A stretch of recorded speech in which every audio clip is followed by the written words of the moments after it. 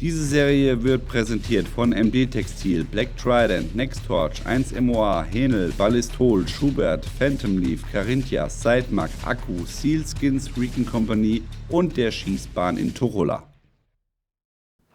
Hallo und herzlich willkommen auf Epic Night Warrior mit Rosi Teil 5, Feuerkampf mit dem Laser.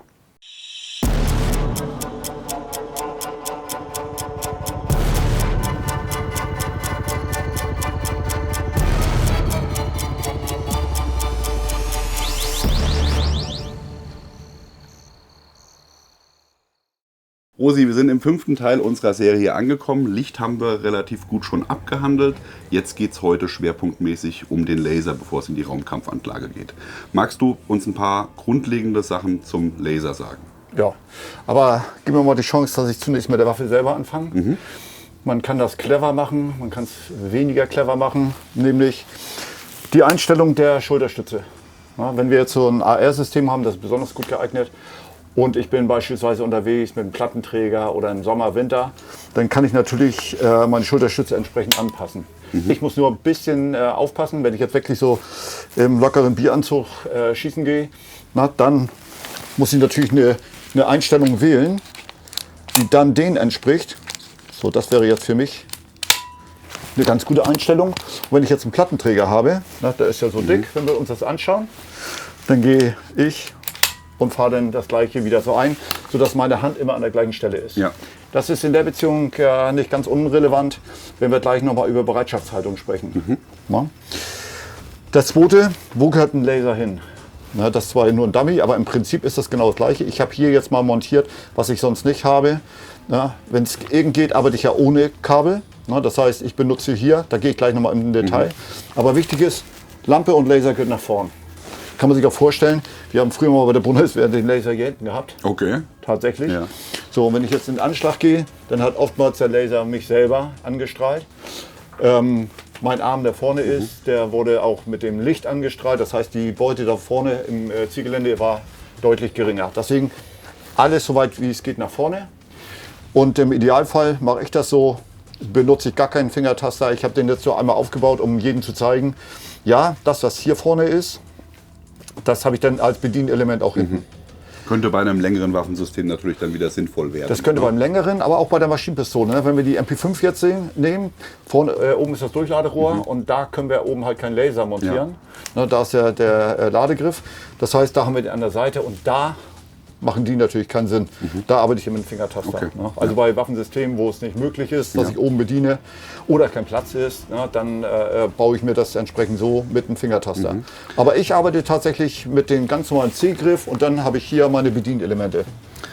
Es gibt ja inzwischen auch ein paar, weißt du, die Amerikaner machen ja immer irgendwelche Dinge, die erstmal so komisch aussehen, aber mal deine Meinung dazu. Von der GBRS Group gibt es eine Montage, wo quasi hier unterm Rotpunkt nochmal erhöht eine Picatinny ist und der Laser dann relativ weit hinten sitzt. Ja? Und die Idee dahinter ist, dass der Laser über der Hand sitzt, also dass du trotzdem deinen Griff normal haben kannst und der Laser geht darüber, wäre dann aber weiter weg von der Laufsäule. Was ist deine Meinung dazu? Das muss man tatsächlich in der Praxis ausprobieren. Das ist wahrscheinlich für ganz nahe Distanzen okay, aber alles, was dann wieder weiter ist, ist Nein, wieder... muss nicht sein. Man muss es tatsächlich in der Praxis ausprobieren. Das hier ist jetzt was Erprobtes, ich sag mal über Jahrzehnte mittlerweile. Habe ich selber noch nicht ausprobiert. Das kann sein, dass es eine gute Idee ist, aber sowas kann man nicht so pauschal sagen. Man muss wirklich rausgehen ins Feld, man muss auf die Schießbahn, man muss damit rumrödeln und dann werden wir sehen, ob das wirklich so eine tolle Idee ist. Oder einfach so ein Gedankenpups, der ja ganz, ganz häufig so ist. Ne? Und dann ist es dann doch nicht die gute Idee. Ja. Bei EAW-Demontagen, da haben wir auch alles von vornherein vorgesehen, dass wir auch seitlich, auch hier könnte man Pikas ranbauen. Ne? Also theoretisch, wenn es eine gute Idee ist, könnte man den damit ganz einfach nachrüsten. Ja. Ich bin mir aber nicht sicher, ob das gut ist, deswegen von mir keine Empfehlung. Aber ich werde das mal ausprobieren, tatsächlich. Aber vorstellen kann ich es mir nicht. Ja. Ne? Denn ich versuche immer so dicht wie möglich an den Lauf meinen Laser zu montieren, damit die Ablagen geringer sind. Ja, das denke ich auch. Da sind wir auch schon beim Thema Justieren. Wenn man einmal über nachdenkt, was will ich eigentlich mit den Lasern? Der Laser ist ja eine Zielhilfe. Und das heißt, ich kann jetzt aus jedem Anschlag schießen, konventionellen, aber ich könnte theoretisch auch an einer Deckung vorbeischießen. Ich habe den Laser an, die Waffe ist draußen, ich kann durch irgendein Loch gucken, kann mit dem Laser ausrichten und schießen. Das ist alles möglich mit dem Laser. Ich kann natürlich mit dem Laser und der BIF-Brille arbeiten. Ich kann den visuellen Laser nehmen, den kann ich auch in der BIF-Brille sehen, genauso wie ein ER-Laser. Beides ist möglich. Ja. Das sind so die riesen Vorteile. Wenn ich jetzt einen Laser nutze, ob ich nur eine Gasmaske, ABC-Schutzmaske, Helm visiert, all das. Ne? Also ein Anschlag, der nicht so typisch möglich ist wie sonst am Taganschlag, das alles kann ich mit dem Laser gut machen.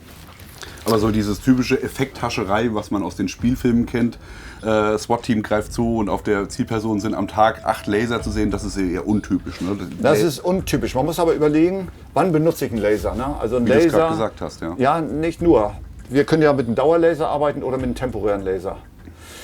Wenn Verborgenheit im Schwerpunkt ist, dann arbeite ich mit einem temporären Laser. Wenn Feuerkraft im Schwerpunkt ist, dann arbeite ich natürlich mit einem Dauerlaser. Dauerlaser ist natürlich viel leichter zu bedienen. Ich lasse den die ganze Zeit an. Jeder sieht, wo ich pointe. Ne, das hat schon Vorteile. Aber jeder, der den Laser sehen kann natürlich Rückschlüsse sehen. Ah, wo kommt er her? Wo kommt er her, genau. Aber nochmal, wenn der Schwerpunkt Feuerkraft ist, auch nicht 100%, 90%. Dauerlaser, wenn der Schwerpunkt noch Verborgenheit ist, also in der Annäherung, arbeite ich möglichst nicht mit dem Dauerlaser, dann arbeite ich den temporär. Ne? Der Daumen ist auf dem Auslöser, ich gehe vor, ich habe eine Wahrnehmung, Identifizierung, Laser an, Schüsschen, Laser aus und man hat das Mündungsfeuer gesehen und mein Laser ganz kurz und dann bin ich auch wieder verborgen. Ja.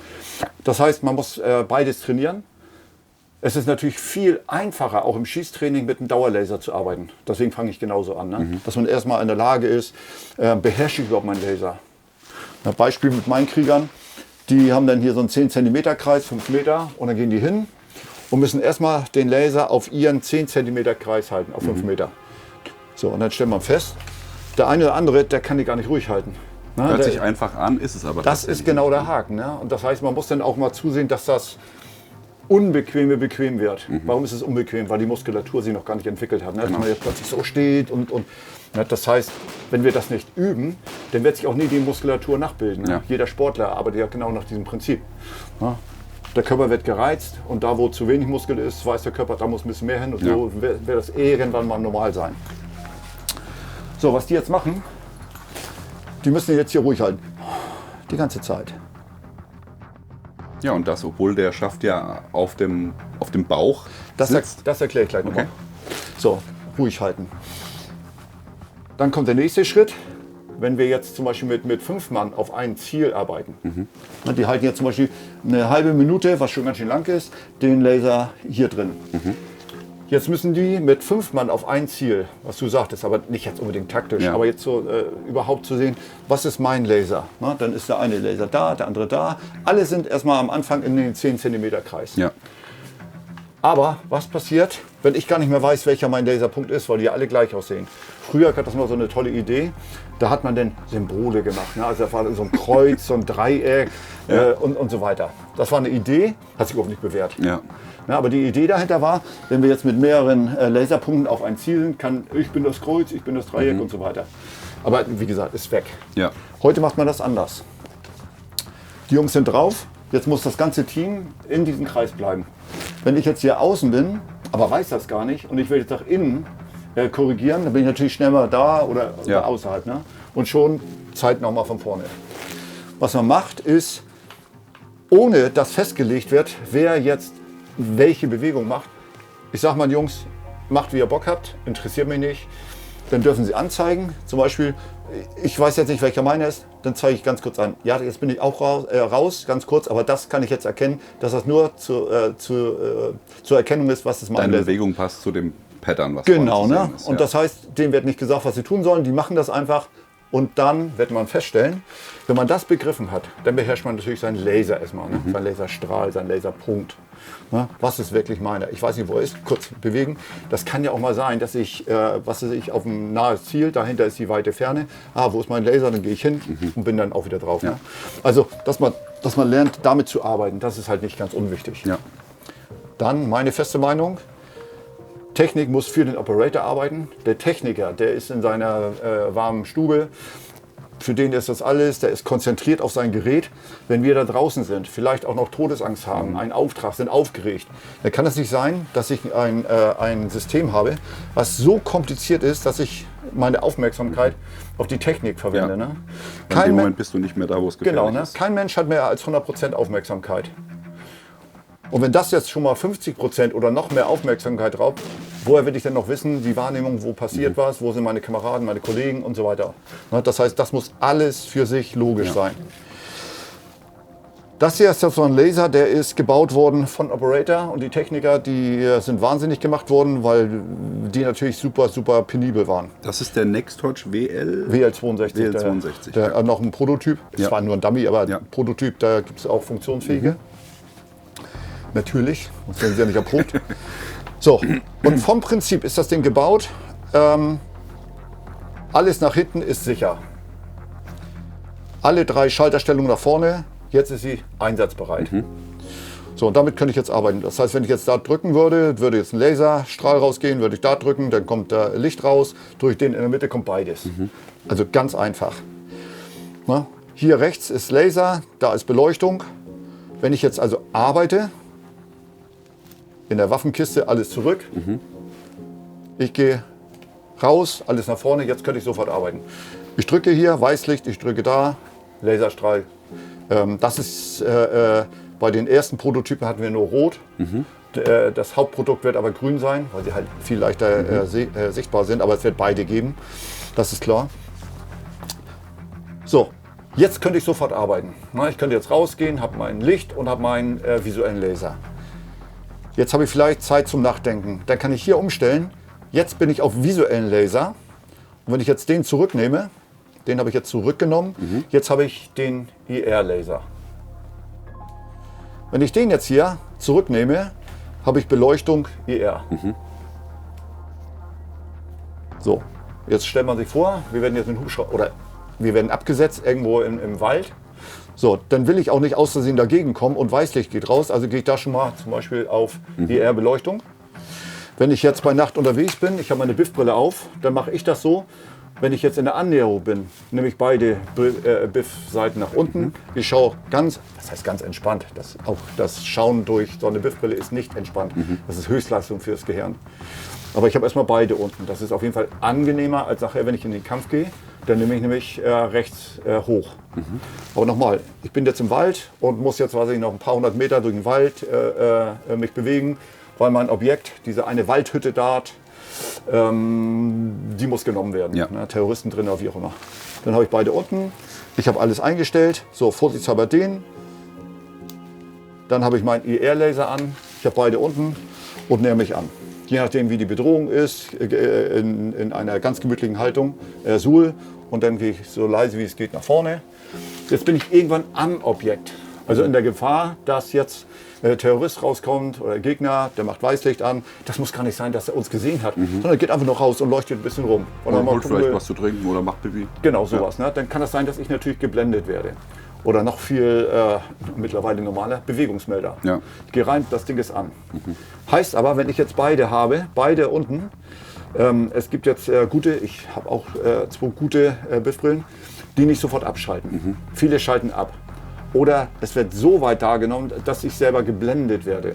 Für mich das Einfachste, ich nehme rechts hoch, kann mit dem rechten Auge bei Nacht noch ins Schwarze schauen und links sehe ich dann halt weiß oder grün, je nachdem welche Röhre ich habe, und arbeite mich weiter vor. So, in dieser Lage, wenn ich jetzt so vorgehe, kann ich ja immer noch mit IR arbeiten. Ja. Denn wenn es jetzt dunkel ist, Posten kommt raus und guckt nach und will gerade rufen, dann könnte ich jetzt ihn ausschalten mit den IR-Lasern. So stark ist er nicht, also ich schieße, aber damit kann ich ihn anvisieren. Verstanden, ja. Wenn das Licht angeht, ich gehe also jetzt vor, Licht geht an, kurze Bewegung, kurz nach oben und dann schieße ich mit dem blanken Auge und meinen Rotpunkt. Ja, das sind so die, das nennt sich Emergency Drill.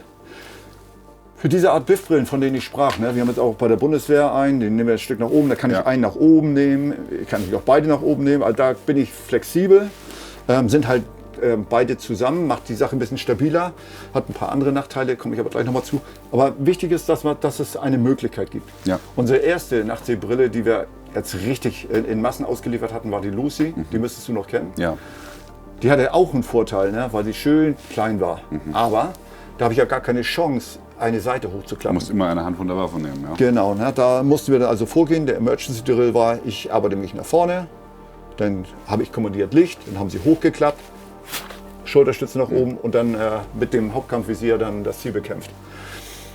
Aber Finger weg von der Lampe, in den Anschlag gehen und schießen. Wenn man gut war, war man so bei 2 Sekunden. Und dann, das war schon einer, der trainiert ist. Also wer nicht trainiert ist, wird das noch viel schlimmer sein. Einige haben es noch nie probiert, stoßen dann so gegen die Biffbrille, dass sie den Rotpunkt nicht sehen können und. Also wer sowas nicht übt, kann nicht Und vor erwarten. allem hast du ja auch, weil du ja die ganze Zeit durch das Helle geschaut hast, müssen die Augen sich auch erstmal wieder an die Umgebung eventuell gewöhnen. Es ist ja hell, ne? nee, das ist nicht schlimm. Ich mache sie ja hoch, weil es hell ist. Ja, aber vielleicht anders hell. Nicht? Nee. Gut, dann fehlt mir die Erfahrung. Ja. Nee, das ist, Okay. du hast in der Beziehung recht, wenn ich jetzt im Wald bin und ich möchte meine Augen dunkel adaptieren, Ja. brauche ich eine halbe Stunde. Ja. Und dann sehe ich halt viel, viel mehr, als wenn ich jetzt in den Augenblick gleich hochklappe, weil dann sehe ich gar nichts. Aber wenn ich jetzt in den Raumkampf übergehe, dann arbeite ich mit Weißlicht zu bestimmt 90%. Ne? Also das heißt, diese 2 Sekunden, das ist unwichtig. Und ich lasse ja auch den mit der Biffbrille noch weiter einsatzbereit Ja. im Dunkeln. Aber das Hoch ist halt, wenn Licht angeht, kurz nach oben, Licht bleibt aus, Tango kommt, Laser an und ausschalten. Ne, also die Möglichkeit, Ja. dass man also darauf vorbereitet ist. Das ist die Bundeswehr jetzt ganz gut. Ich hoffe, alle Polizeien sind auch so vorbereitet, dass sie da so kämpfen können. Und die müssen es natürlich auch üben. Ne? Ja. Das ist natürlich echt ein Problem mit der Dienstzeitregelung. Also auch bei der Armee ist das mittlerweile Ja. ein Problem, leider. Wie dem auch sei, wenn wir jetzt nochmal hier zurückgehen. Wir haben jetzt also die Lage, wir sind im Wald oder wir steigen aus, alles nach vorne. Jetzt wäre ich einsatzbereit, aber mit Weißlicht. Ich muss mich bei Dunkelheit vorarbeiten, dann gehe ich hier auf IR. Ich muss bei Dunkelheit schießen, deswegen nehme ich auch den IR-Laser. Ich bereite mich darauf vor, dass ich jetzt gleich eindringe in ein Gebäude. Dann kommt natürlich mein konsequenter nächster Schritt. Ich nehme mindestens das Weißlicht, denn auch im Hellen, wenn ich ins Gebäude gehe, hat genügend dunkle Ecken, wenn Ja. wir uns das mal anschauen. Ne? Ob da nur einer, auch da könnt ihr jetzt nicht sehen, aber dort ist eine dunkle Ecke. Mit bloßem Auge ist es dunkel. Da könnte natürlich einer sein, der jetzt mich anvisiert. Also auch am Tage brauche ich unbedingt im Ortskampf eine Lampe, Ja. ohne Wenn und Aber. So, das habe ich jetzt gerade eingeschaltet. Und dann, wenn ich jetzt wirklich alles ausreize bis zum Schluss und ich weiß, dass ich im Raum kämpfe bei Licht oder mit Licht, dann gehe ich sogar hin und nehme wieder meinen visuellen Laser. Denn der hat natürlich ein paar Vorteile. Der Hauptvorteil ist halt, ich kann aus jeglichen Anschlag, ich kann theoretisch auch die Kanone so halten, hingucken Ja. und schießen. Das alles kann ich machen. Wir hatten damals ja Transall, Geiselbefreiung Transall, da hatte man oben aus der Luke gearbeitet. Da mussten wir, was wir nichts anderes hatten, mussten wir dann mit der P8 damals dann so irgendwie durchkriechen und haben dann auch so Tische aufgebaut und haben uns dann so runter und dann so unterm Tisch durchgeschossen. Das war halt von oben nach Ja. unten in so einer Situation. Da ist natürlich ein Laser tausendmal besser, ne, weil da jetzt einen richtigen Anschlag, man muss sich auch noch festhalten Ja. und. Ne, das geht mit dem Laser alles viel besser. Dann hat natürlich ein Laser auch schießtechnische Vorteile. Ne? Wenn ich jetzt in der Ausbildung bin, kann ich natürlich schön sehen, was passiert mit dem Laser, Rückstoßkontrolle und bewegt sich der Laser, bevor der Schuss bricht. Ja. Ne? Weil ich vielleicht mucke, das kann ich mit dem Laser alles super sehen. Aber ein Laser hat noch mehr Vorteile. Ich habe jetzt gerade gesagt, für mich ist das jetzt ein Laser, den ich im Einsatz nutze und wir sind jetzt schon im Gebäude. Was richtig ist, man könnte jetzt und das werden wir auch bauen, ein mechanisches Notvisier. Dann ist hier vorne ein kleines Körnchen und hinten kann ich das hochklappen.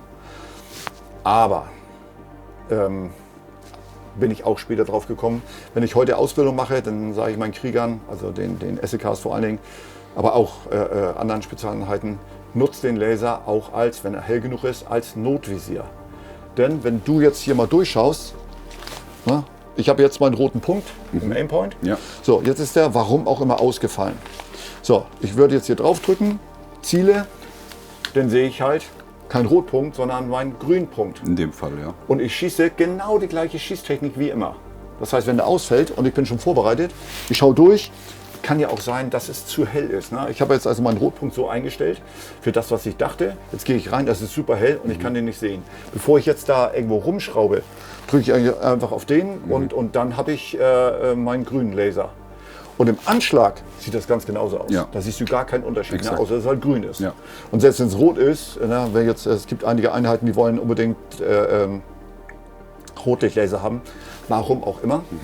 Ist aber egal. Erschließt sich mir auch nicht. Nö, aber wenn sie es haben wollen, da werden die natürlich die Laserhersteller sagen, ja, wenn der Kunde es haben will, dann kriegt er das. Ne? Dann kriegen sie eine Beratung, nehmt lieber grün, nein, aber rot ist viel besser. Ja. Na gut, dann kaufen sie ja nächstes Jahr grün. Gut. Sehr gut gesagt. Auf jeden Fall kann man das gut nutzen. Na, und jetzt gehen wir auch gleich den nächsten Schritt. Oder hast du dazu noch Nee, eine das Frage? ist alles, hat sich alles erschlossen bis jetzt. Okay, wenn ich jetzt mit den Laser arbeite, ich mache das so, kommen wir jetzt zum Justieren nochmal. Ich habe mein Rotpunktvisier sauber. Ich schieße den, fast alle Waffen schieße ich auf 200 Meter Fleck an. Na, weil die 223 oder meine 300 Blackout, ja, aber die 223 auf jeden Fall, die ist von der Ballistik natürlich für 200 Meter immer noch perfekt. Wenn jetzt einige Polizeien nur 100 Meter anschießen, dann ist das völlig okay. Es gibt auch welche, die machen 50, 160 heißt das Ding. Die schießen auf 50 an. Die haben dann von ihrer Visierhöhe, von Offset, das so dann ausprobiert. Das heißt, die schießen auf 50, da gehen sie durch die Visierlinie, bei 160 wieder runter. Wir Jäger kennen das so ein bisschen, aber das ist nicht ganz korrekt wie die GE was, genau. Ja. GE. So, aber im Prinzip kann man sagen, ja, das Ding ist für mich schlüssig. Na, wo sie mir das erste Mal gesagt hat, ich schieße lieber 100. Und dann haben sie auch gesagt, nee, wir haben das alles durchprobiert so und so. Und dann, ja, es ist richtig. Also wenn die das so macht und sie sind erfolgreich, ja natürlich. Na, es gibt auch welche, die schießen auf 300 Meter Fleck an und so weiter. Kann ich nichts zu sagen, weil wenn es funktioniert, funktioniert es. Das ist nicht mein Weg. Hängt auch oft von der Visierung ab. Ne? Ich glaube, die Marines machen immer noch 100 Meter Zero, weil sie halt das Trigicon, das ACOG haben mit dem Bullet Drop Kondensator und das ist auf 100 Meter. Genau, aber die geeicht. haben im Prinzip dann ja auch alle Entfernungen, wenn man ehrlich ist, ja genau, auch doch wieder richtig, angeschossen. korrekt. Ja. So, wenn ich also jetzt, nehmen wir mal an 100 Meter. Ja. Ich habe jetzt mein Rotpunktvisier auf 100 Meter Fleck angeschossen. Heißt ja, am Anfang ist, wenn ich jetzt schieße, ich ziele und ich gehe jetzt mal dicht dran, na, dann bin ich jetzt hier mit meinem Rotpunkt und je nachdem wie hoch das ist das mein Tiefschuss. Ja. Ja. Ich ziele jetzt noch mal genau dahin. Na, das ist der Tiefschuss. Mit scharfer Munition ist das genau das gleiche. So, wenn ich jetzt aber auf 100 Meter schieße, dann zeigt das Visier runter oder Lauf hoch, wie man das auch sehen will. Aber auf jeden Fall treffen die sich. Wenn ich jetzt den Laser auch auf 100 Meter Fleck, und so mache ich das, Fleck justiere, dann ist das ganz einfach. Ich gehe hin, nehme meinen Rotpunkt auf 10er Riechscheibe oder was auch immer. Weiße Fläche reicht aber. Und dann ziele ich. Und dann nehme ich meine Stellschrauben, die beiden, und setze die beiden, den grünen Laser, exakt auf die gleiche Position von Rotpunkt. Und da kommt auch wieder die Farbe zum Vorteil, ne? Weil du siehst natürlich deutlich besser, was ist. Ja, wobei wir natürlich bei der Armee, wir haben jetzt Rot. Und wenn ich jetzt nicht weiß, welcher rote Punkt ist mein Laser, da blinken wir dann so. Na, das heißt, kann man sich vielleicht vorstellen, wenn das jetzt hier mein Laser wäre. Na, und jetzt ist da ein Punkt und da ein Punkt und dann lasse ich den hier blinken. Und dann weiß ich, aha, der blinkende ist mein Laserschuss. Okay. Und dann gehe ich weiter nach links und ich bringe sie einfach überein. Ja. Hier ist jetzt der Riesenvorteil, aber das ist jetzt, ich glaube, das ist auch Standard jetzt. Die IR und der Rotlichtlaser, die sind gekoppelt. Ist es noch nicht tatsächlich. Also es gibt noch einige Hersteller, die das nicht hinkriegen und das ist eine Katastrophe. Ja, natürlich. Ja. Oder unser Laserlichtmodul, das 01. Ja. Das ist ein Drama. Ne? Ja. Rotlicht kriegt jeder gebacken. Ne? Der ist ein bisschen schlapp, der Laser bei uns. Aber dann ist das so, dann justieren wir den halt in der Dämmerung oder kann ich locker meine 100 Meter sehen und dann, das ist super schnell gearbeitet. Aber der IR-Laser Ist in einer Linie mit dem anderen. Ja, wenn man jetzt das so macht wie ich, dann ist es wieder nicht so schwer. Ich habe eine PVS 14 und die kann ich hintersetzen. Ja. Dann stelle ich den runter und mache das nach dem gleichen Prinzip. Aber jetzt nehmen wir wieder unsere Lucy von damals. Dann gehe ich hin und dann muss einer richtig zielen und dann steht da einer mit der Bitbrille daneben und dann fängt er an, erstmal bei Nacht dann die beiden Madenschrauben zu finden und dann popelt man da rum. Ach nee, das war keine Schlitzschrauben. Und dann popelt man da rum und findet man das Drama ever. Ja. So, wenn du sagst, das ist immer noch nicht Standard, hier ist das jetzt Standard bei unseren. Und dann werden die beiden gleich gedreht, die sind genau gepaart. So, das heißt, ich justiere den schnell mit dem Rotlichtlaser und also den Laser, den visuellen Laser mit dem Rotpunkt. Und dann Damit ist beides IR auch gleich abgefrühstückt. Genau. Ja. So, Also er und- bietet jetzt, dass wir nochmal die Funktionen alle haben.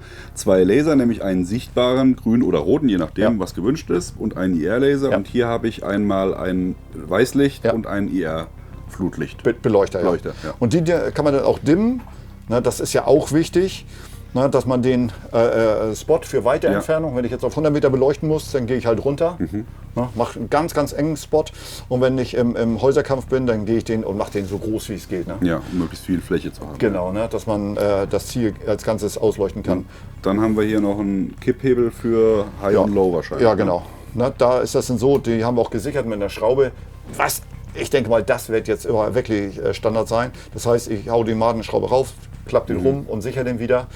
Im Frieden, bei der Armee ist das so, gehen wir trainieren mit Low. Ja. Und im Einsatz nimmt man den raus und Ja. geht auf High. Und das ist natürlich auch eine richtig gute Sache.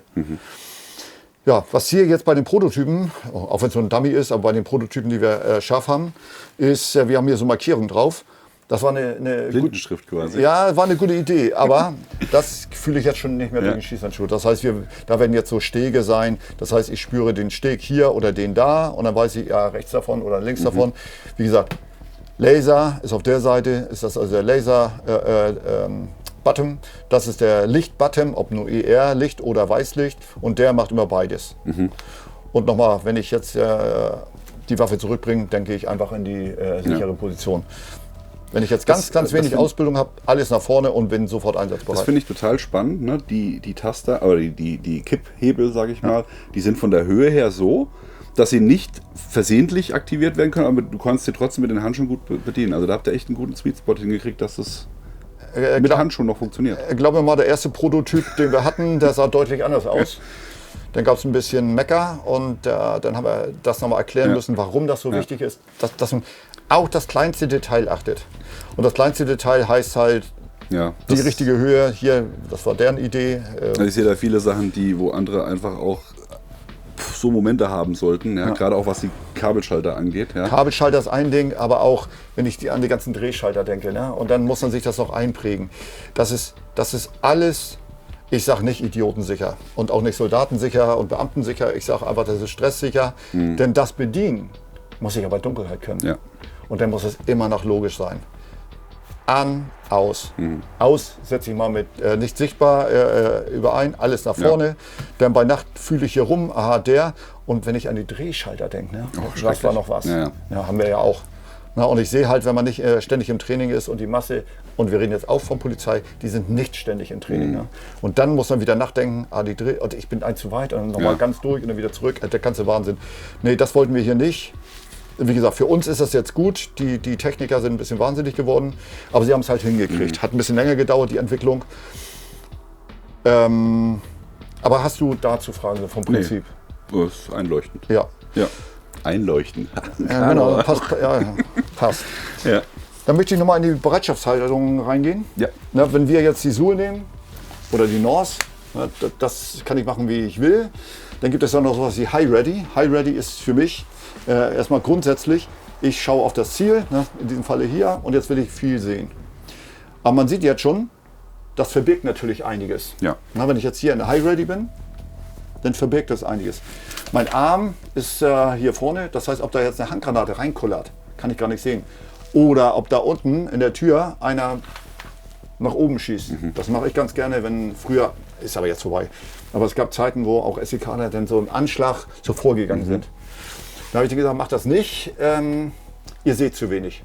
Ich sehe genug. So, FX, und dann habe ich immer hier so auf die Oberschenkel innen geschossen. Komischerweise beim zweiten Mal, der Alte kann ja irgendwo rumliegen, ich war damals schon alt. Ja. Sind ja halt doch vorsichtshalber, was echt weh tut, ne? Und so gegangen. Ich sag, hätte ich auch gleich machen können, habe ich euch gesagt. Ja. Aber es gibt viele Arten zu lernen. Eins ist durch Schmerzen. Bleibt auf jeden Fall länger hängen, Ja. würde ich sagen. Ja. Lernen durch Schmerz. Ja. Also, Ja. ne, High Ready, ich schaue hier rüber, bin ich natürlich schnell, ne? Von dieser Position. Ne? Ja. Da habe ich nur eine Bewegung, aber da kann man eine Menge machen. das alles hat natürlich seine Grenzen.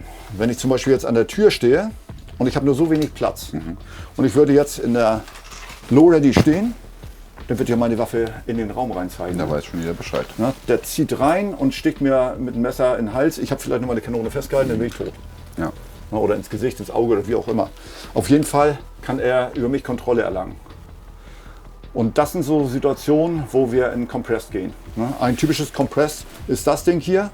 Ne? Jetzt könnte ich so an der Tür stehen. Ne? Wenn die Bedrohung das zulässt, dann ist das ja kein Problem. Die Waffe ist gesichert. So, und jetzt, wenn ich so viel Platz habe, dann kann ich halt in Deckung bleiben. Ja. Ja? So, hat natürlich seine Berechtigung. Auch aus dieser Position kann ich ziemlich schnell arbeiten. Ja, wenn es sein muss, aus dieser Position kann ich auch super, wenn jetzt einer kommt und ich bin überrascht und ich habe ihn noch nicht identifiziert, da kommt jetzt eine Frau raus oder so, in einer, wo schon vorher geschossen war, dann kriegt dann die Person erstmal eine gedengelt. Und ich habe Zeit zum Nachdenken, zum Identifizieren. Ich stelle fest, Terroristin, dann kann ich schießen, oder ich stelle fest, oh, doch nicht, dann hat sie einen blauen Fleck. Aber das ist eine richtige Möglichkeit. Deiner Erfahrung nach High Ready versus Compressed mit gutem Training, Geschwindigkeitsverluste oder nicht? Ja, gegenüber Low Ready auf jeden Fall. Und High Ready? High Ready sind halt auch 2 Bewegungen, ne, Ja. gegenüber der Low Ready. Ja. Ne, Compressed ist natürlich noch mehr Weg als Ja. eine High Ready. Eine gute High Ready ist ja, ich gehe nach vorne, rutsch hoch und gehe ran. Ja. So ist aber eine Bewegung mehr. Das heißt, du hast auch eine Möglichkeit, wo du nicht ganz so die richtige Position triffst. Falsche Position, sehe ich den Rotpunkt wieder. Oder ich muss den Rotpunkt wieder suchen. Low Ready kann man nichts falsch machen. Ich habe die an der richtigen Position, gehe nach oben, da Ja. sehe ich immer meinen Rotpunkt. Das ist eine Bewegung, man kann nirgendwo hängen bleiben, man ist an der richtigen Stelle. Aber hat halt seine Nachteile, Ja. ne, wenn ich nicht genügend Platz habe. Also sollte man auf jeden Fall alles mal in der entsprechenden Umgebung. Genau, ne, also der Weg ist immer, man fängt mit den Leichten an. Und das ist für mich alle erstmal zunächst natürlich auf der Schießbahn, aber Ja. später auch im Raumkampf erstmal aus der Low Ready. Ja.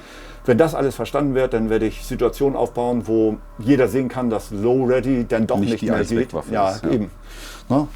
Und das heißt, dann könnte man Compressed machen oder Shoulder Compressed. Ne? Das hat natürlich auch seine Berechtigung, aber auch hier sind wieder 2 Bewegungen, die gleichzeitig gemacht werden müssen. Ne?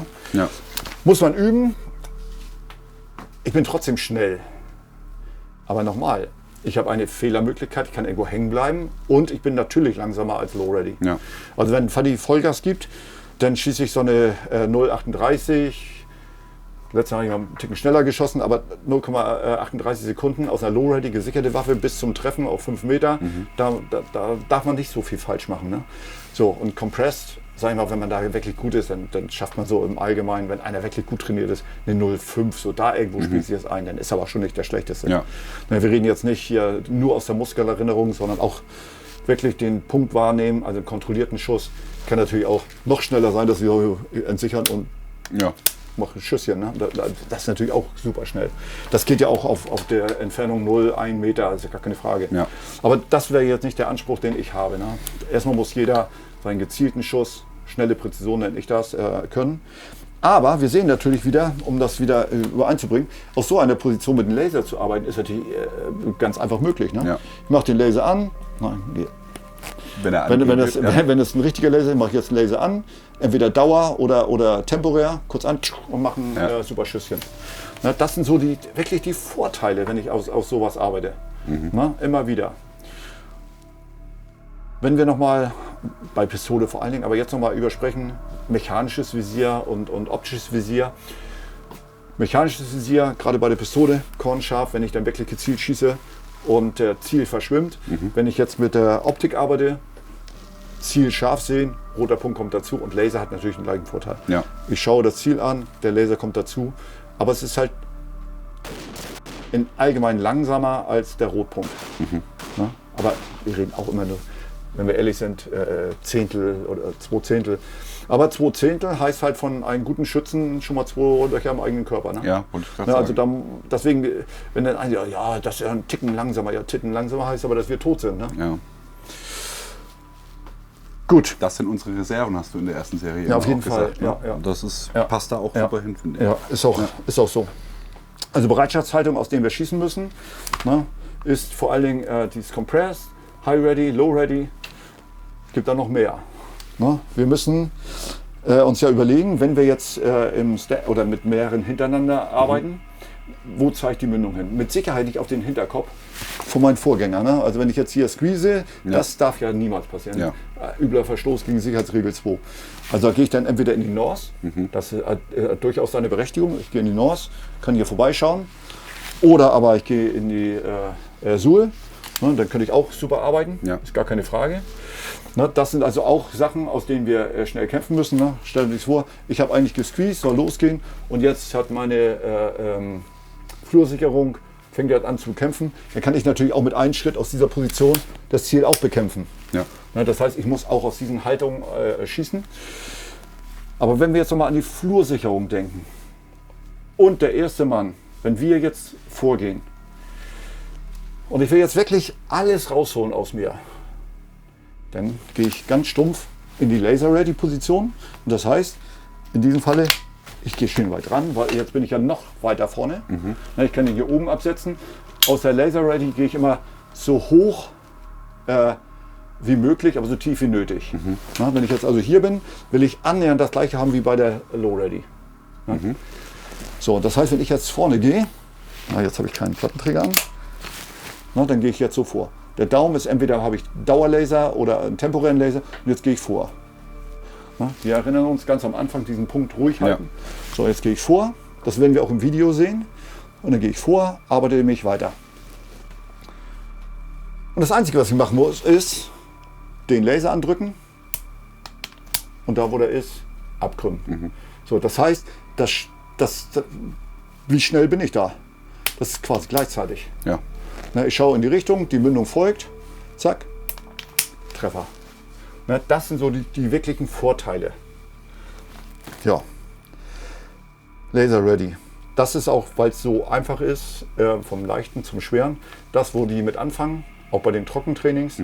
Die stellen sich hin, müssen erstmal den Laser halten. Dann 4 Mann oder 5 Mann. Halten. Welcher war meiner? Das war meiner.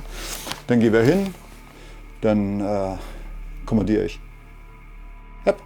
Ein Schuss, Dauerlaser, entsichern, ein Schuss, Dann machen wir das gleiche mit einem temporären Laser. Das heißt, die müssen ja nochmal drücken. Laser eine an, Bewegung dazu dann quasi. eine dazu. Ja. Und dann ist eine ganz coole Sache, das versuche ich auf jeder Schießbahn hinzukriegen. Nehmen wir an, wir stehen jetzt mit 4 Mann nebeneinander. Ich weiß gar nicht, ob wir das jetzt als Drill geschossen haben, im Video, aber das wirst du ja rauskriegen. Dann stehen wir mit 4 Mann nebeneinander. Um ein bisschen Spannung reinzukriegen, der linke, Target Nummer 1, 2, 3, 4. Mein Nebenmann hier, der hat die 1 direkt vor sich, 2, 3 und dann ist das die 4. Der nächste hat vor sich die 1, 2, 3, 4. Und das heißt, auch beim Trockentraining stehen wir nebeneinander und dann kommandiere ich 3. Und dann schießt er auf den dritten. Ich als Ausbilder kann natürlich locker dahinter stehen und sehen, ob jedes Ziel einen Laserschuss hat. Auch wenn die mit der Biff-Brille arbeiten. Und ich habe abgedimmt, man muss ja nicht warten, bis es völlig duster ist. Ja. Das Gehirn muss sich immer angewöhnen an das Licht, was anders ist, die eingeschränkte Visualität insgesamt. Damit müsst ihr erstmal klarkommen. Ja. Und wenn wir nicht ganz dunkel gemacht haben, kann ich natürlich alles korrigieren mit bloßem Auge. Ja. Das heißt, die arbeiten mit ihrer Biff-Brille und dann mit den visuellen Laser. Und wenn ich jetzt sehe, dass da einer schon mal ein bisschen abschwächelt, kann ich ja viel leichter sehen, weil jetzt habe ich ja 180 Grad. Wenn ich mit der Biff-Brille arbeite, mit der normalen, habe ich ja nur 40 Grad. Das heißt, die machen Fehler und ich kann denen nicht helfen. Deswegen mache ich das so in der Dämmerung. Ich gehe in irgendeine Halle, dämme das so ab und dann arbeiten die das Ding durch. 4. Also, Laser, Schuss. Ach, habe ich den überhaupt schon erklärt? Ich habe hier so einen WL2-Laser. Ja. Wie heißt das Ding? Die Wespe ist das. Das wusste ich, dass du weißt, wie das Ding heißt. Die Wespe? Den haben wir auf unserem Kanal auch schon mal im Detail vorgestellt. Ja, cool. Aber du behältst das halt. Ja. Wissen.com. Ja, genau. Nee, das ist ja gut, wenn man weiß. Ja. Das hier ist momentan der beste, meiner Meinung nach, der beste Trainingslaser für jede Art von taktischen Training. Ich habe auch, weißt du auch wieder, wie heißt das Ding, Beard? Laser Ammo Beard? Ich kenne nur noch den von Mantis. Ja, Mantis, ja. Also das X10 ist für Pistole vor allen Dingen und dann gibt es noch diesen Beard, das ist für AR. Ja. Der ist auch klasse, muss ich ehrlich sagen. Aber der ist mehr so für Einzeltraining. Kannst du sehen, welche Bewegung du gemacht hast. Brauchst du alles beim taktischen nicht. Deswegen, das hier ist meine ganz große Empfehlung, weil der ist so einfach. Und wenn man jetzt mal hört, Das Er kann ich, funktioniert, der Riesenvorteil an dem ist, gegenüber allen anderen meiner Meinung nach, er funktioniert in jedem AR-System. ja, das stimmt. Das ist nämlich bei dem Mantis zum Beispiel nicht so. Ja, ich bin da wahnsinnig hast du geworden. ganz, Ich habe gefeilt wie ein Geisteskranker. da musst du wirklich gucken, dass es passt, Ja. aber das Ding funktioniert in allen Ja. AR-Systemen. Was jetzt auch neu ist, was Sender hat, der hat jetzt hier, man wundert sich jetzt vielleicht, hört mal zu, ne? Dieses Klicken. Ja. So, da gibt es natürlich Systeme, die man dann einbaut für Unmengen an Asche. So, was die entwickelt haben, ist so ein System. Auch das ist als Trockentraining jetzt einzeln kaufbar. Ne, das ist das Prinzip, wo es wirklich klickt. Hier ist so ein Abstandhalter. Da gibt es dann verschiedene Größen, je nachdem welches AR man hat. Ne, nicht alle Abzüge sind genau gleich. Und das wird einfach dahinter gesteckt. Ja. Und dann wäre das mit Magnet zu. Das hier ist jetzt eine richtig gute Trockentrainingseinheit. Ja. Finde ich, war eine richtig geile. Ja, ein bisschen schwierig so zu drücken. Ja, ist es tatsächlich. Ah, es geht. Man muss da richtig rein. Ja, mit dem Abzug natürlich viel leichter. Ja. So, wenn ich jetzt hier mit arbeite, ja, das ist jetzt das rein rassig zum Trockentraining. Hier ist jetzt das Kabel. Auch da, ja, das müssen wir verinnerlichen. Ja, macht das nicht. Quatsch. Macht alles den direkten Weg. Macht das genau so, wie es jetzt hier ist. Haben die gemacht und so toll umgesetzt. So, und das ist natürlich ein Riesenvorteil, weil jetzt kann ich damit auch sehen, wie meine Ablage ist. Ich kann sehen, welchen Fehler ich mache. Ja. Ich kann sehen, wo mein Schüsschen ist. Ich kann mit meinen ganzen, ich habe von Laser Ammo, CQB heißt das. Der Tarif ist ein bisschen krank, aber das sind so 3 Zielscheiben, die werden wir aber später nochmal sehen. Das sind so 3 Zielscheiben und die zeigen dann an. Ne? Hammer spannendes Training. Oder hier, ich glaube, die haben wir mal gezeigt, hier, die ich jetzt hier habe. Die kann man andrücken und wenn man trifft, dann blinkt das so auf. Ja. Das kann man kombinieren, das kostet einen Bruchteil davon. Bringt nicht ganz so viel, aber ist auf jeden Fall auch gutes Training. Ja. Aber wenn ich mit diesem Laser schieße, dann piept da, blinkt auf. Ich kann sehen, ob ich getroffen habe. Das sind so Sachen, wo ich sagen kann, da kann man natürlich taktisch was rausholen. Ne? Das ist mit diesen hier super, super leicht und der Tarif ist auch noch echt eine gute Sache. Jetzt frag nicht, das musst du selber raussuchen. Auf jeden Fall, sowas kann man auf jeden Fall auch gut kombinieren. Und wenn ich den ausbaue, nehme ich einfach nur das Kabel raus, Ja, scharfen Verschluss, den raus, scharfen rein und dann kann ich sofort arbeiten. genau. Ja, wenn ich mir jetzt vorstelle, im scharfen Einsatz, wie oft nutze ich jetzt den Laser wirklich? Gar nicht häufig. Die Masse meines Kampfes ist mit dem Hauptkampfvisier. Das ist für mich ein Hilfsmittel. Na, wenn ich zum Beispiel mich irgendwo reinschneide, na, dann habe ich ja die Schulterstütze. Wenn ich jetzt, im Idealfall mache ich sie lang, bin außen und könnte mich jetzt reinschneiden und drinnen würde ich sehr, sehr spät gesehen werden. Ne? Wenn ich jetzt so reingehe, dann ist meine Schulter zu sehen und dann bin ich schon verraten. Und dann ist die Wahrscheinlichkeit, dass es mich erwischt, halt viel höher. Na, da könnte man Laser ganz gut verwenden und das alles, was ich gerade gesagt habe zum Kampf, Pointman, auch sehen, wo ist jetzt wo sichert mein Kollege oder Kamerad hin. Das ist auch so eine Sache. Ich kann mit dem Laser super kommunizieren. Kann man sich, glaube ich, vorstellen, wenn wir jetzt hier unterwegs sind. Hier ist ein Raum und die wollen jetzt raus. Dann rufen wir eigentlich so eigene. Dann zeigen wir den Daumen und rauskommen. Was ich auch machen kann, ist, die da drinnen zeigen einfach an, das bin ich. Und damit sie rauskommen können, zeige ich, alles klar. Wie nicken. Ja, komm raus. So, und das heißt, ich könnte jetzt lautlos kommunizieren. Na, das ist ein Vorteil. Scharfschützen können auch mit dem Laser ganz gut kommunizieren, wenn es jetzt um Eindringstellen geht oder da ist was. Zielmarkierungen, ja. Zielmarkierung zum Beispiel für die 40 mm. Ich zeige dann an. Ich weiß, da sind welche drin, Terroristen, aber ich kann mit meiner Waffe nicht wirken. Und dann habe ich einen Kameraden mit der 40 mm. oder sogar mit der Grammarwa, dann leuchte ich in dieses Fensterchen rein mit dem Laser und dann schießen die genau das, was sie halt gesehen haben. Ne? Solche Sachen, ne? Ist ja, wenn da nur 3 Fenster sind, dann sage ich, nimm das linke Fenster. Ja. Aber jetzt sind da halt mal 200 Fenster. Ich habe es identifiziert, dann dafür ist es gut. Ja. Ich rede gar nicht von Luftfahrzeugen, da gibt es auch viele Techniken und Taktiken, wie man damit arbeitet. Aber das ist so eigentlich das Hauptding. Hast du dazu Fragen? Zur Langwaffe alles schlüssig. Jetzt stellt sich mir noch die Frage, es gibt ja auch bei den Lampen oder Lasermodulen für Pistolen die Option, das mit Laser zu nutzen. Und wie häufig oder wie sinnvoll ist, außer beim Training, da hatten wir ja auch vorhin schon drüber gesprochen, dass du als Ausbilder sehen kannst, wenn der Laser an der Pistole an ist, muckt er oder sonst irgendwas, dafür ist es natürlich super. Ja. Aber für den scharfen Einsatz, macht ein Laser an der Pistole, ist der sinnvoll? Ja. Aber von der Wichtigkeit. An unterster Stelle wahrscheinlich. Ja. Ne? Ja. Also für mich ist das A und O, auch bei der Bundeswehr müsste jeder mindestens Infanterist auch eine Lampe an seiner Pistole haben. Bei der Polizei, und ich rede auch von Streifenbeamten, ne? Natürlich braucht jeder eine Lampe. Haben wir im letzten Video ja ausführlich behandelt. Ja, ne? aber sowohl an der Lampe, an der Waffe als auch in der Hand. Ja. Ist auch eine Notwendigkeit. Aber wenn wir jetzt sagen, ich will noch mehr, dann kann man sich, glaube ich, vorstellen, wenn ich einen unkonventionellen Pistolenanschlag habe, zum Beispiel ein großes Schild. Ja. Da gibt es welche, die haben einen großen Einblick, dann gibt es welche, die haben gar keinen Einblick, da muss ich irgendwie rüberschauen. Jetzt kann ich nicht richtig in den Anschlag gehen und einhändig. Da wäre natürlich auf jeden Fall ein Laser von Vorteil. Ich ziehe die Waffe ein, ich will ja auch kein Schüsschen. Ich habe halt das Schild mit, damit das Geschosse fängt. Ne? Ja. Also sie werden dahin schießen, weil ich auch der Erste bin an der Gefährungsstelle. Da will ich auch nicht unbedingt hier meinen ganzen Arm preisgeben. So, dann kann ich halt mit dem Laser arbeiten. Und mit Dauerlaser, wenn die mich so und so hören, wenn ich rufe Polizei, da kann ich auch mit Dauerlaser arbeiten. So, und jetzt korrigiere ich und mache mein Schüsschen. Okay, da macht es Sinn. Ja. Da macht es auf jeden Fall Sinn. Und als Schießausbilder ist das natürlich ein Traum. Na, wenn ich jetzt einen Laser anhabe, ich habe jetzt, da ist jetzt kein Laser drin, aber ich habe jetzt einen Laser an und ich sehe beim Abkrümmen, dass erst diese Bewegung kam. Du musst dich schon ganz schön konzentrieren, einen Fehler zu machen. Ja, ohne Scheiß. Ja, das war auch jetzt übertrieben. Also ich kenne kaum einen, der so schlecht abkrümmt. Aber außer mir.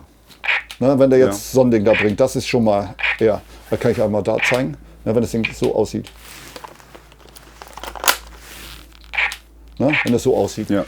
Da hat sich jetzt ja eben erst der Laser bewegt und dann hat man das Geräusch, also das Abkrümmen gehört. Sowas ist natürlich super. Ne? Das heißt, wenn ich jetzt rangehe und ich krümme richtig ab, dann ziele ich und dann mache ich so einen perfekten Schuss. Das kann ich halt gut sehen. Und das Zweite, also einmal, was passiert vor dem Schuss, bewegt sich erst die Waffe und dann bricht der Schuss. Und das Zweite natürlich nach dem Schuss. Wenn ich jetzt also einen habe, der jetzt alles richtig macht, sonst, muss ich jetzt doch damit zeigen, und der Laser sieht so aus, ne? Weil, sagen wir mal, also auf 5 Meter würde das so aussehen. Der hat sein Handgelenk nicht unter Kontrolle, der hat es nicht blockiert. Ne? Wenn ich jetzt also rangehe im Rückstoß und ich sehe, die Waffe geht so hoch, das kann ich auch so mit dem Auge sehen. Aber für den, der schießt und der Laser ist hell genug, der sieht dann ja auch da vorne die Auswirkung. Auch wenn er seinen Korn scharf hat. Für den ist das natürlich, der nimmt ja viel mehr mit. Und dann, und jetzt blockier mal hier. Und dann kann man als Ausbilder so ein bisschen helfen, indem man ein bisschen drauf drückt. Und plötzlich geht dann der Laser von so, nur noch so. So, ich sag mal so, für einen normalen Schützen auf 5 Meter ist das schon völlig okay. Ja, aber einige, die schießen tatsächlich hier mit so wenig Rückstoß und ganz, ganz wenig, die schießen mit so viel Rückstoß. Aber das musst du erstmal in den Griff kriegen. Ne? Aber da jetzt meine Frage, wenn du jetzt da Leute hast, die du ausbildest und die schießen mit einem visuellen Laser, dann sehen die den ja auch. Dann ist es ja für die auch so ein bisschen, oder? Nee, was ich mache, ich dejustiere meinen Laser auf so ein Stück tiefer. Das ist smart. Okay, ich hätte jetzt gedacht, du machst vielleicht dann die Ear-Laser und guckst dann durch die Nachtsichtbrille, dass die es nicht sehen können. Machen. Ja, können wir auch aber machen. Das ist natürlich smart. Nee, ich gehe einfach runter. Du Fuchs. Ja, und dann zielt er. Aber das sind ja wieder die Sachen in Deutschland. Ne? Das darf ich darf es mit der Polizei machen, ne? Die Berechtigung haben. Ich darf es mit der Armee machen, die Berechtigung haben. Aber es wäre natürlich für jeden Schießausbilder da draußen, es ist so effektiv, aber in Deutschland halt verboten. Ja. Da müssen wir durch. Ne? Solche Sachen macht man dann irgendwo. Vielleicht ändert sich ja noch mal was. Ja, müsste ja eigentlich. Wir haben ja jetzt auch eine andere Situation. Und irgendwann wachen wir auf. Die Polen sind aufgewacht, die ganzen baltischen Staaten sind aufgewacht, die einmal um uns herum sind aufgewacht. Ja. Wir sind noch im Tiefschlaf, aber das kriegen wir auch noch hin, denke ich mal. Aber es muss erst was passieren. Wir sind nicht intelligenter wie die anderen. Wenn wir dann aber soweit sind, dann ist das natürlich ein Tool, wo man sagen muss, ist richtig gut. Ja, sehe ich genauso. Man ist nicht schneller mit dem Laser, ne? Also so ist nicht. Ne? Aber wenn man sagt, ja, wir dürfen ja keine Laser rausgeben. Also erstmal wurde ja gesagt, ja, wozu braucht ein Sportschütze das? Ich habe es gerade begründet, warum das Sinn macht. Und dann, ich gehe sogar noch weiter, irgendwas Bock bringt. Ja. Aber die meisten können so nicht mit dem Laser umgehen. Die wissen nicht, wie justiert wird und also 1000 Sachen. Deswegen habe ich ja das Buch geschrieben, wo es da nochmal, dass die Beamten wenigstens wissen, wie sowas alles funktioniert. Ich justiere das mal eben schnell auf der Bahn. Ich ziehe das Ding nach, dass es genau da über ist, auf meiner Einsatzentfernung. Und dann könnte ich sofort arbeiten. Sind das die allerperfektesten Schüsse ever? Nein, natürlich nicht die perfektesten. Aber das sind alles gute Schüsse. Aber nur, wenn ich alles richtig mache. Wenn ich alles falsch mache, das Abkrümmen bleibt das gleiche, ob es ein Laser ist oder ob das ein visueller oder eine Optik drauf ist. Das Abkrümmen, da werde ich das wird nicht automatisch besser, nur weil ein Laser rauskommt, Laserschuss rauskommt oder ein Laserpunkt. Auf jeden Fall, ja, hat seine Berechtigung. Dann natürlich eine super, super Berechtigung. Kurzwaffe bei Nacht. Ja? Und ich muss bei Dunkelheit schießen. Habe ich meine Biffbrille aus, da kann ich ja mein Visier so gut wie nicht verwenden. Ja, wenn ich jetzt da hingehe, ich habe das Ding jetzt irgendwo so als Kompromiss Hälfte. Jetzt sage ich, okay, ich habe das Ding auf 4 Meter scharf gestellt, weil der Raum 6 Meter ist. Dann ist das große Problem, wenn ich weiß, dass ein Terrorist ist, alles gut. Wenn ich ihn aber noch mit der Biffbrille identifizieren muss, dann sehe ich davon gar nichts mehr. Ne? Und da ist natürlich vom Vorteil, wenn ich jetzt einen Laser habe, ich habe meine Biffbrille eingestellt, von der Schärfe auf einen guten Kompromiss, identifiziert, dann könnte ich in jeder Position auf den schießen. Ich gehe meistens trotzdem noch in Anschlag, weil da habe ich natürlich die beste Kontrolle über den Rückstoß. Aber theoretisch könnte ich natürlich auch so schießen. Na, dann gehe ich hin, IR-Laser oder visueller Laser, ist eigentlich egal, weil ich sehe ja beides. Nachteil ist ja nur, dass der andere aussehen kann. Ja. Und schlimm wird das ja nur der Laserpunkt selber. Den musst du erstmal finden. Na, wenn wir jetzt hier stehen und hier ist ein Laserpunkt, dann wirst du den nicht sehen. Ja. Na, und auch daneben, ich werde das gar nicht sehen. Aber wenn wir schon geschossen haben, es ist rauchig, dann kann ich den Strahl bis zur Mündung sehen. Und mein Mündungsrauch, je nachdem welche Luftfeuchtigkeit wir haben, der wird auch noch zu sehen sein nach dem Schuss. Ne? Und das sind so die Sachen, wo es dann wirklich gefährlich wird. Ja, da fällt mir jetzt eigentlich sonst gar nicht so viel ein. Ich denke, ist auch alles gesagt. Das ist eine schöne Zusammenfassung auch und das trifft es ganz gut. Das Thema Laser. Ein Laser ist ein hilfreiches oder ein nützliches Hilfsmittel, aber nicht die Allzweckwaffe. Auf gar keinen Fall. Auf gar keinen Fall. Das war gut zusammengefasst. Ja. Und dann können wir quasi mit diesem Wissen über Licht und Laser in das nächste Video überleiten. Das wäre nämlich dann quasi, geht's in die Raumkampfanlage. Und dann wird es dann auch richtig spannend. Da freue ich mich schon sehr drauf. Ja. Rosi, dann sage ich vielen Dank für dieses aufschlussreiche Video. Ich denke, das hat dem einen oder anderen geholfen. Falls da Fragen offen sind, schreibt es gerne in die Kommentare. Schaut auch nochmal nach unseren Sponsoren, die diese ganze Serie hier möglich machen. Und ja, dann sehen wir uns im nächsten Video in der Raumkampfanlage. Bis dann, macht's gut. Bye bye. Ciao. Diese Serie wird präsentiert von MD Textil, Black Trident, Nextorch, 1MOA, Henel, Ballistol, Schubert, Phantom Leaf, Carinthia, Sidemark, Akku, Sealskins, Recon Company und der Schießbahn in Tochola.